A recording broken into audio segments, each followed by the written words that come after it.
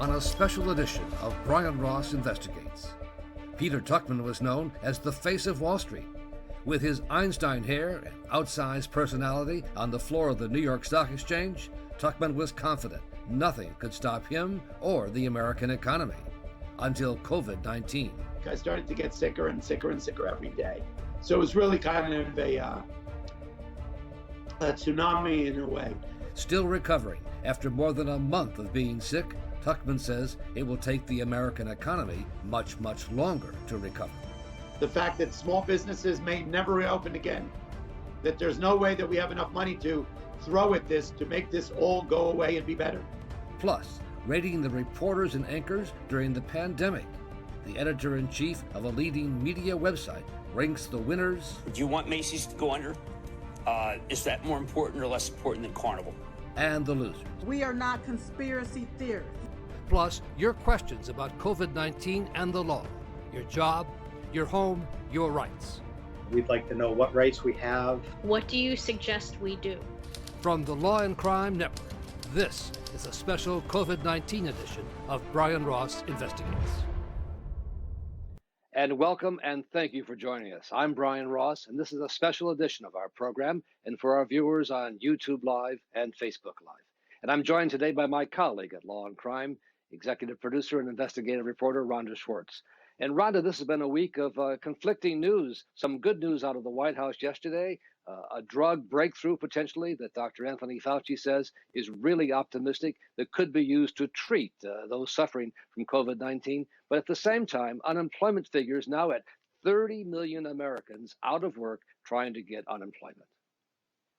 That's right, Brian. There's a lot of confusion in the country. The stay-at-home order, President Trump says he's going to let it expire tonight. There's millions of unemployed people who are worried about their paychecks. At the same time, they're also afraid to go back to work. So there's a lot of confusion as we come into the beginning of May. That's right. As we've seen across the country on local news and elsewhere, people are pushing hard against the social distancing that supposedly will keep them safe. The governor says the state will begin harsher enforcement after beachgoers flock to the coast. This virus doesn't take the weekends off. This virus doesn't go home because it's a beautiful sunny day. Governor Gavin Newsom called out the tens of thousands who came to Newport and Huntington Beach over the weekend amid record temperatures. To look outside your window. If it looks quiet, it may be that people are sheltering in place, or they may have just come here to Sausalito.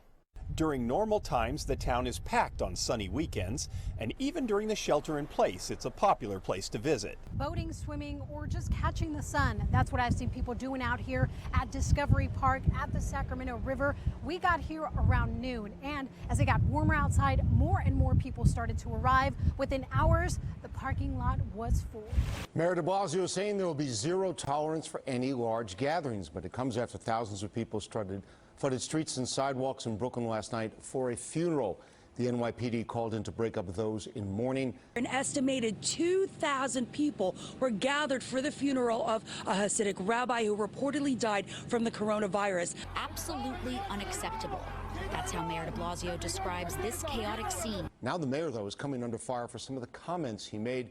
Some critics say it's a double standard blasting the Jewish community, but not crowds gathered for yesterday's military flyover.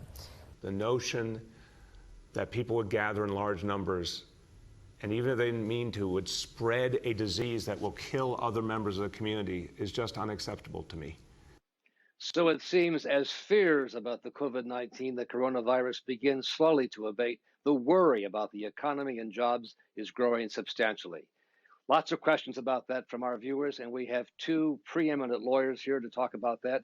Joyce Smithy, an employment lawyer working in Washington and Maryland area from the Smithy Law Group, and Patrick Dorr, professor at Notre Dame Law School, a senior counsel in the real estate group at the New York law firm of Davis Polk. And Professor Dorr, let me start with you. Tomorrow is May 1st. Rents are due, mortgage payments are due. Lots of people aren't going to be able to make those payments. What's their jeopardy?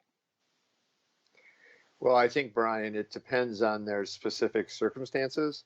If they can't pay the rent, they should contact their lawyer if they have one. If they don't have a lawyer, they should contact the landlord directly and explain their circumstances. They should probably be And prepared in that case, to Patrick, in that case, they should be prepared to discuss with the landlord what they think their plan is, how long they are able to pay rent, what their resources are, and how they would attempt to work out with the landlord to have an understanding.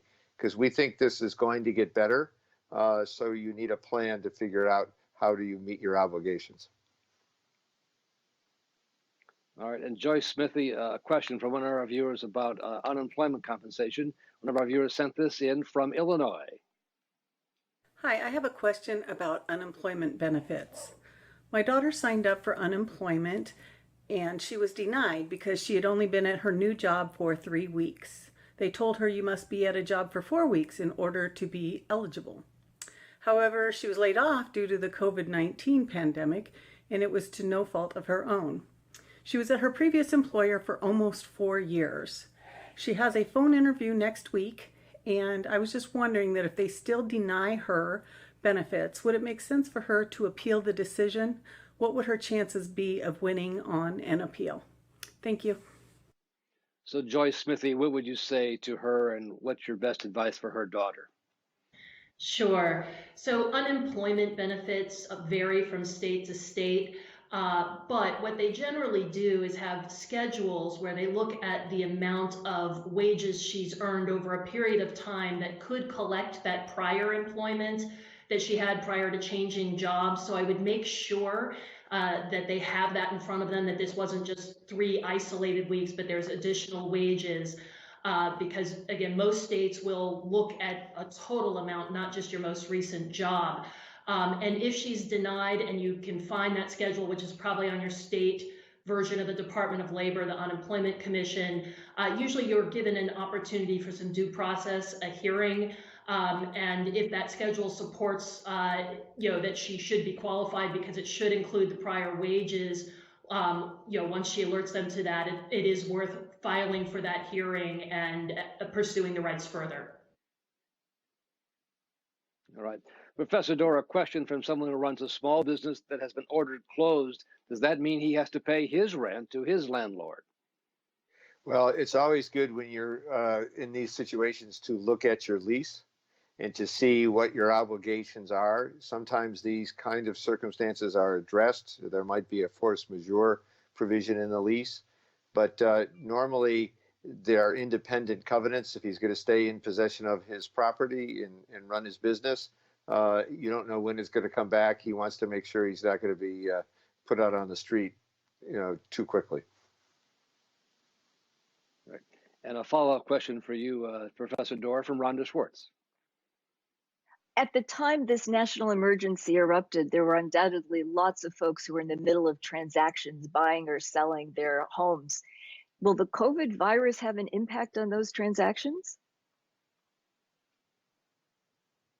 It will definitely. Most of the people who are processing those transactions are also, like all of us, working from home or not working. So there will be an inevitable slowdown in the processing of the paperwork. You also have a number of people involved, the purchaser, the sellers, for example, the banks. So you've got a coordination effort that's much more difficult in the current circumstances, but they will work their way through, and if the good transactions will get completed.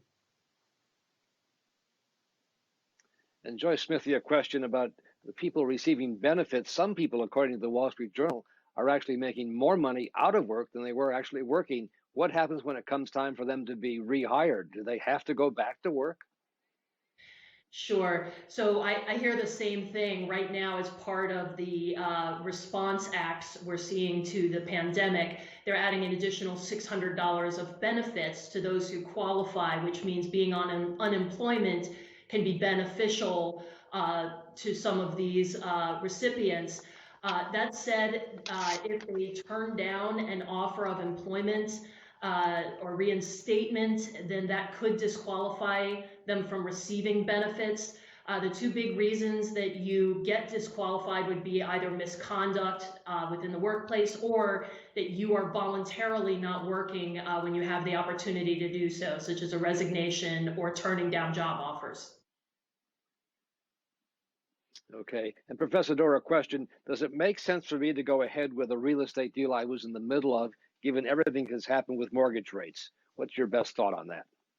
Well, Brian, I think if you have an opportunity to buy a piece of property, whether it's commercial or residential, the rates are extremely low today.